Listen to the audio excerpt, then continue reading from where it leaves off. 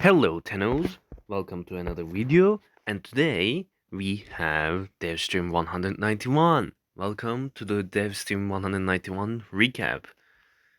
I'm gonna talk about what's coming new, the tidbits of the Devstream, and every exciting news that happened in Devstream. So let's get on to it. First of all, the stream started with some housekeeping, that being Soulframe Founders. The Founders Pack for Soulframe has been released, that's been talked about, and Tenobomb 2025 event image also shown. Tenobomb is usually a winter event where you can play a PvP game mode to gain some rewards, and also some of these new profile pictures have been revealed for the Tenobomb. And Barketeer will also probably gonna have cosmetics based on the Tenenbaum event. I personally think these profile pictures are amazing, and I can't wait to get the Road one. The Krampus one is really sick. Anyways, moving on to the other news. So apparently the Prime Resurgence, usually in the end of the year, there's a Prime Resurgence where they release every Warframe, every Prime Warframe that has been vaulted in waves. But it seems like for this Oldpiece update, something's different's gonna go down. And then they open the image where these 6 Warframes show up. It seems that Prime Resurgence will have the vaulted ones, those being, I believe, that I see like Volt Prime, Ash Prime, and Mesa and Amber are vaulted right now.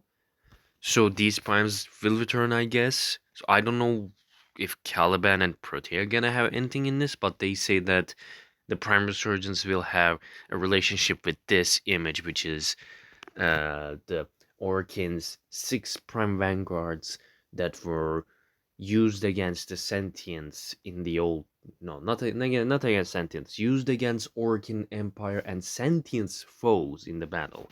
They also mentioned PAX East in 2026 and TennoCon 2026. And another tidbit is for 2026 is the next Chinese New Year is gonna be the Year of the Horse. So for that, everyone's gonna get a free Dagat. Yeah, from the alerts, and there will be a Dagat deluxe skin based on the Year of the Horse, and this is the concept art for it. And I'm gonna be honest, this is a really beautiful skin, and I can't wait to get my hands on it. There was also mentions of the Jaya Prime, what the Prime release Prime Access, yeah, what's the Prime Access will give you cosmetically, and of course, Kestrel Prime and Alternox Prime renders have been revealed, and I believe there's like a Arsenal shot here that shows the stats of the Alternox Prime, which from what I've seen, it will have 20% crit rate and it will have 40% status chance. I don't remember the original stats of the Alternox, but I think these might be huge increases considering the regular Alternix doesn't deal much damage. So I pray to avoid that Alternix Prime is a really superior and well-made weapon. Also, fun fact, this weapon can have really fun interactions with primary plated rounds Arcane you can get from Deimos. So I hope that interaction is still in the Prime version. And Kestrel Prime is a unique choice. I'm a fan of it. It's the Prime Boomerang. I believe there's also a reveal of the Voruna Deluxe. There we go. So Voruna Deluxe will come with the Wolf heads that will be like an armor piece. These are probably gonna be the shoulders at least gonna be like unique pieces that you can get out and like put it out or put it away or equip or unequip. So I want to see how these wolf heads gonna look with the other skins she already has, like the Tenogen or the Void Shell. My guess the wolf heads might actually look really amazing with the void shell. And this skin is primarily metallic. I'm not sure about the helmet of the skin because it looks more Korra styled. But the wolf's heads are really cool. And she will also come with an axe skin and she will come with a tail ephemera. So she already had a tail ephemera at release, but this is gonna be like tail ephemera Deluxe Edition. I'm a fan. I can't wait to try those shoulders with the void shell skin to make like a Vorna Prime, to we say. So yes, this deluxe is cool, but I'm still not too sure about the helmet. Anyways, moving on. So the gist of the video, Warframe, the Oldpiece update will release on December 10th. And in this, we also get reveal of how the Devil Warframe works, how we're gonna get it, how we're gonna do the school weapons, and how we're gonna get them, where we're gonna get them from, how we're gonna upgrade them. So let's quickly move to those. First of all, Warframe shows that they are trying to do like a new feature called the skip option for. So basically, if you're a new player, you see these trailers, you get excited, you want to play them. But to play these new game modes, you have to do hundreds of hours of quest and gameplay. So to avoid that, Warframe developers has added the skip button where you skip all that 1 hour long, hundreds of hours long quest, and you immediately can play these new game modes. This skip is game mode only. It doesn't spoil any of the past quests that you have to do to reach this point. So if you want your friends that reach this point to taxi you, here you go. Now you can just skip to this point and try this for yourself without doing hundreds of quests until you did those quests. I found it pretty cool, and I hope this doesn't end up being buggy or it doesn't accidentally spoil anything. It might happen. Anyways, moving on from this. So next up is a surprise reveal of the signature weapon of the Devil Frame, Uriel, and you know the alternative helmet is also there. It's really beautiful. So this new weapon is a new class of weapons called bayonets. What that means is when you equip bayonets, they will appear. You will equip both the primary, the weapon, and you will also equip it as a melee weapon. They will have separate modding screens, separate arcanes, separate stances, and yes, Bayonet, since it's a new melee weapon, it will have its own stance mod. So we will have new stance mods for bayonets. This is the first weapon of the class. We don't know if there will be more bayonets in the future. It's not guaranteed. But this is quite exciting. A weapon you equip in both slots and they do different things. And there should be a gameplay video real soon. So the weapon is called Vincubius. At range, it works as like it's like a sniper. Since this is like a how can I say trench warfare weapon, this weapon is like M1 Garand. I'm saying like this is the best example I can give because this weapon has a special feature that it pings when you reach zero, like you empty the entire clip, and that's the ranged version of this weapon. I don't know if it has.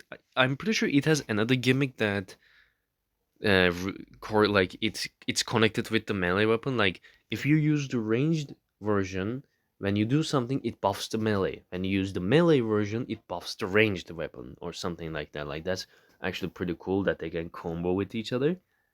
And this the primary version is pretty cool, and I'm pretty sure the way it works is like you have a primary and a melee, but they're the same weapon. They interact with each other. When you get close to enemies, you can melee people, and when you're in range, you aim down sights, and now it's a gun.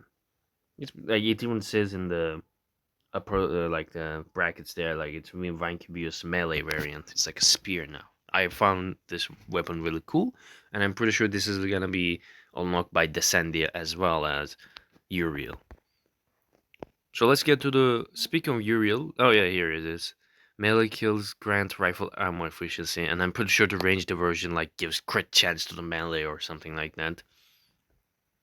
So in this next part, they explain Uriel's abilities. So I'm gonna try to explain this as well as possible because even I got confused. Sorry guys if you guys heard that there's a storm going out right now. So Uriel's abilities are, let's start with the passive. So his passive is that he has three different guys around him, and I'm pretty sure what they do happens passively. Like you don't have control them, like they just do it. So what they do is one of them chains enemies together and they share damage, basically Kulero's collective curse ability. The other one hugs enemies, like it's like a face hugger, and when you kill those enemies, it drops orbs, like energy orbs and health orbs, I believe. And the last one, if I remember correctly, it created emblems, and when you collected them, they regenerate you or something. Let me read that again, to be honest. I'm gonna be right.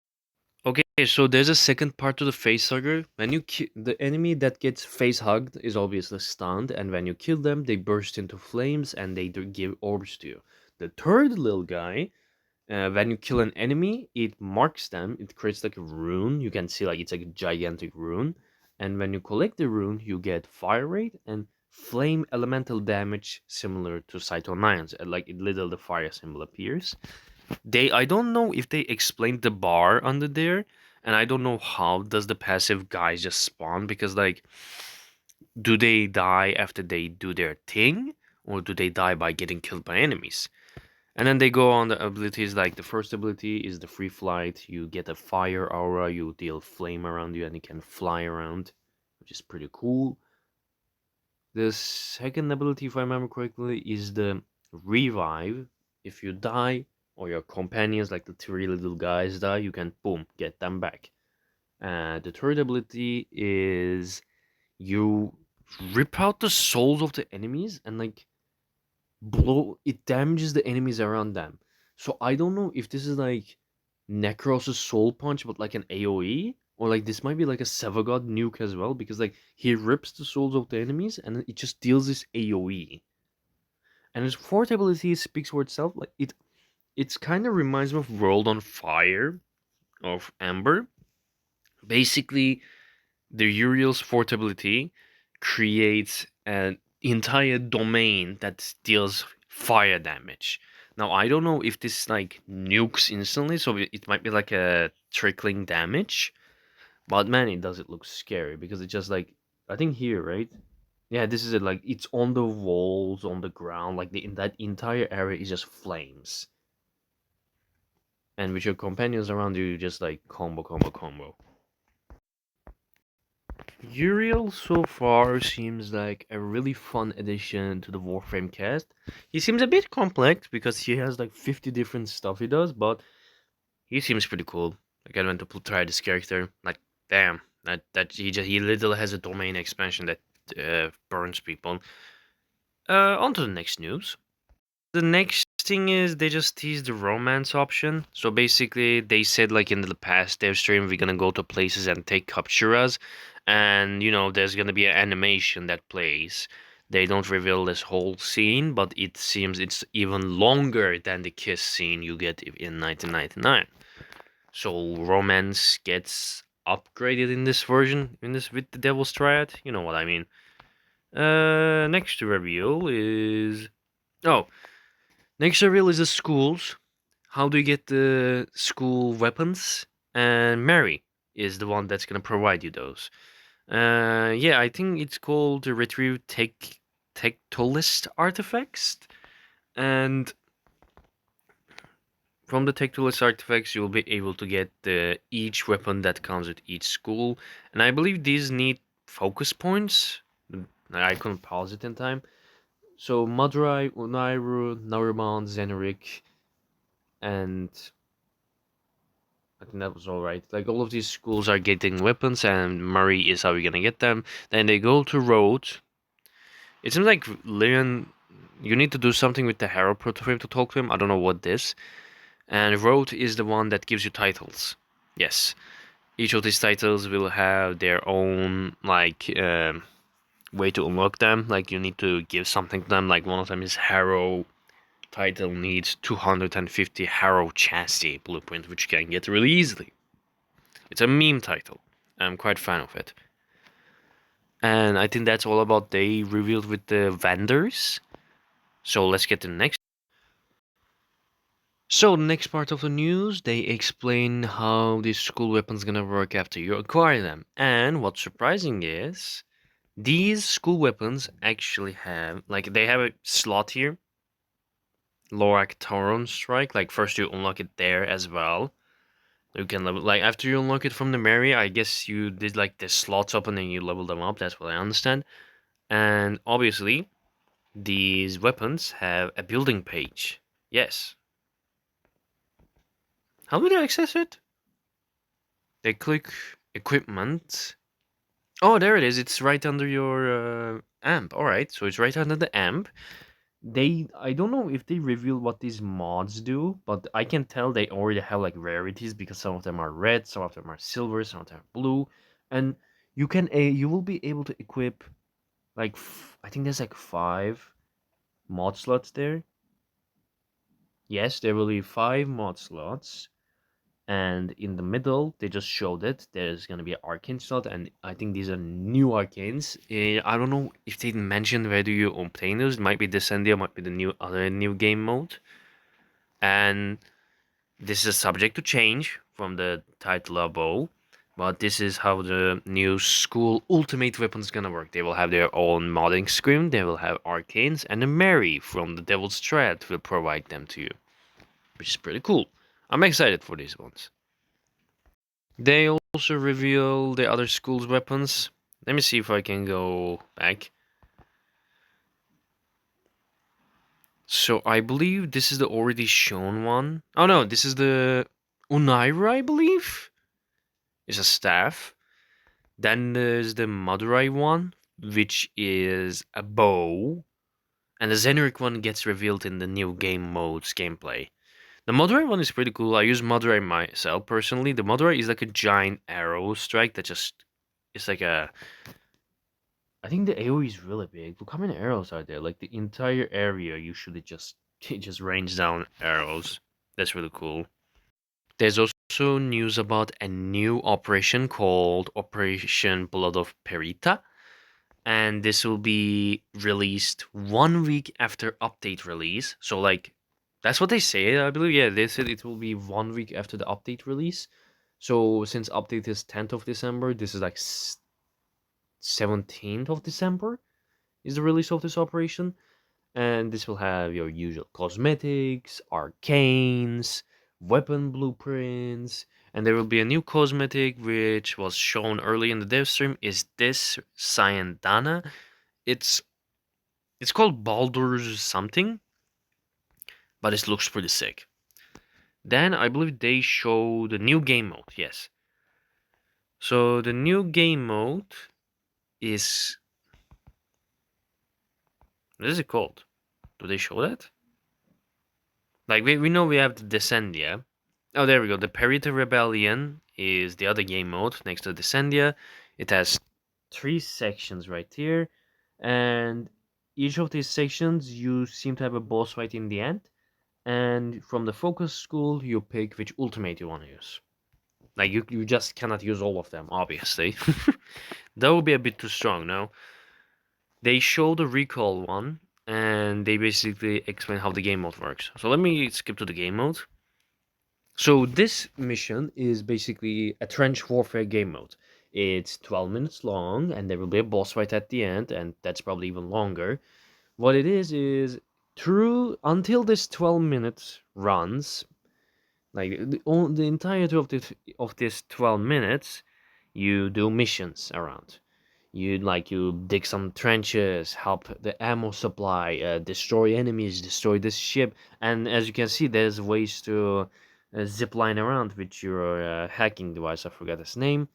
And this looks so smooth. I'm really excited to try those ziplining things. And from those ziplines, you can also zipline to enemy ships to blow them up as well. So you can combo the mobility of the ziplines like that, which is really sick.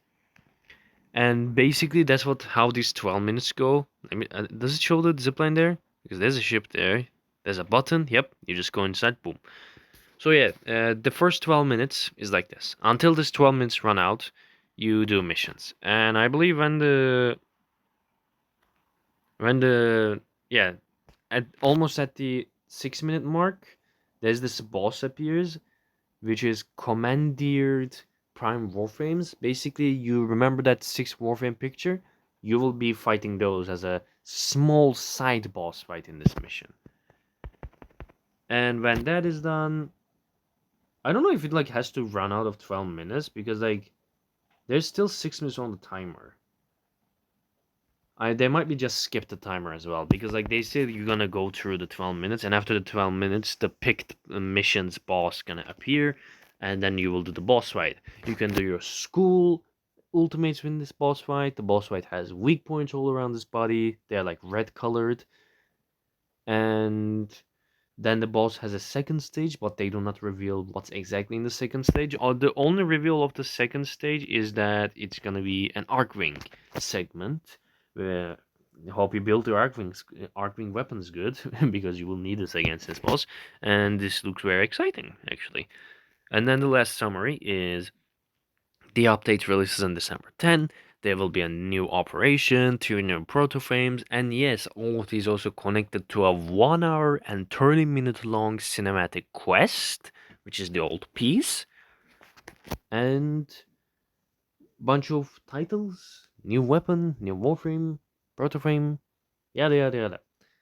Pretty exciting stuff.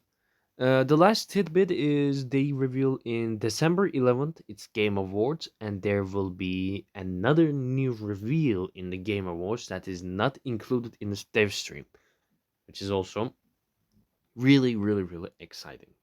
So, this was all for Devstream 191. I'm very excited to try all of the new stuff, to the weaponry, to the school ultimates, and I hope you guys are as excited as I am. Make sure to share your opinions and your excitement in the comments. For more videos like this, like, subscribe, comment, turn that bell on. I'll see you guys later.